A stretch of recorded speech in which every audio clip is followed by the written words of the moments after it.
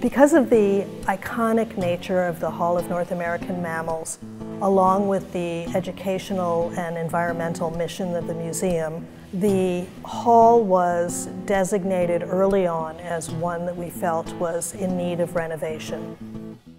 In 3 of the dioramas, the painting seemed to be detaching in sort of a bubble form at a particular place in the diorama.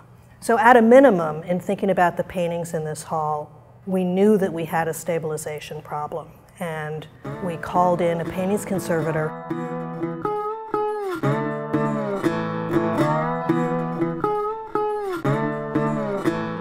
The background paintings were conceived as part of the whole diorama to add to the illusion of the animal being in its native habitat.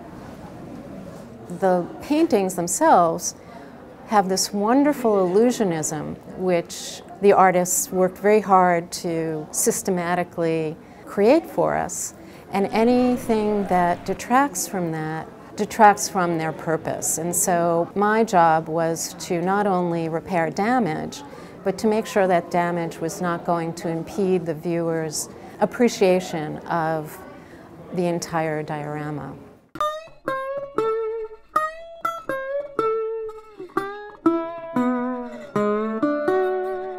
There were actual physical bulges in the canvas that cast shadows which interrupted these very beautifully painted skies. There shouldn't be shadows in skies. Once we determined that that was actually what was causing the shadows, I set about to glue them back down to the support. Unfortunately, there was no way for me to get the glue inside behind the canvas from the back of the diorama.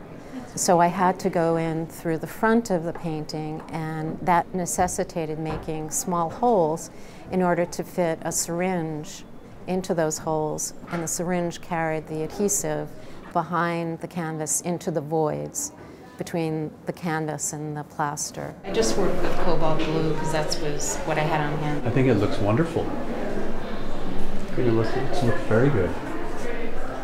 Anyone who's familiar with the paintings here at the American Museum, especially those done by James Perry Wilson, who is remarkable at painting skies. Most of the damage occurred in the sky areas of the backgrounds. So Harriet would have to work into a James Perry Wilson painting, reapply the canvas, and then repigment it. And if you know James Perry Wilson's work, the blue of the zenith gradually fades into a very pale tone at the horizon in most cases, and she had to duplicate that color gradient, and I think she earned her keep. Do more sort of writing there.